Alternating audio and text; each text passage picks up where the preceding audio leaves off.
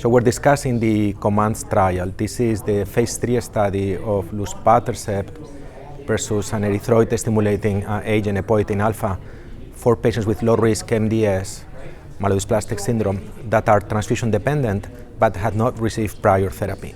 So prior to this, the standard of care will be an ESA, like the epoetin alfa.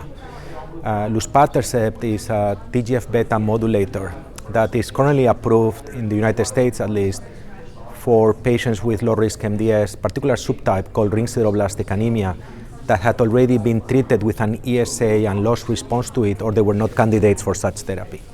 So because of the toxicity profile and the good response in this kind of second-line group of patients, we decided to study this drug in the front-line context. And this is quite important because the standard of care has been there now for maybe 3 or 4 decades. I'm actually not sure, for as long as I've been a hematologist. So this is a very important study. So this was for any patient with low-risk MDS that was transfusion dependent with anemia. And we compare in a randomized fashion luspatercept versus the ESA. And the data that we presented at the ASCO meeting indicates clearly that the response rate is actually double.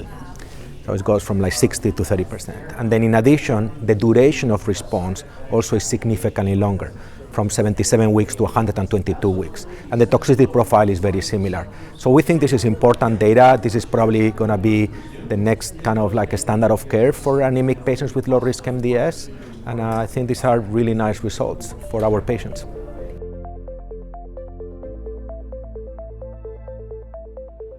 I think that people that don't have this disease or don't treat this patient don't really understand the importance and the burden that transfusions constitute for our patients. So many times actually when the patients start coming to our clinics, they think they can do this for the rest of their lives, or this is an easy thing to do. But actually some of our patients are transfusion dependent once a week. Those transfusions can last hours.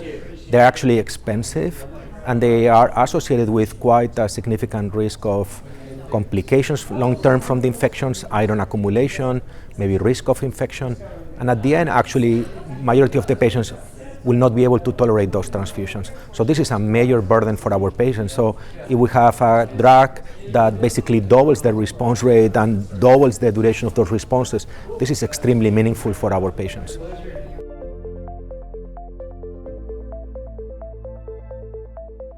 This is an important question. What is the real-world implication of these drugs?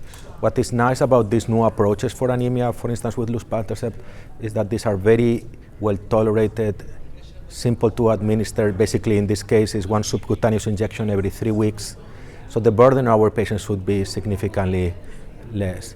Of course, there are other issues in terms of the pharmacoeconomic cost of these agents, what is going to be the cost of a drug like this for our patients. But at face value, the clinical impact, safety, easy route of administration, I think this is going to be really transformative for our patients up front.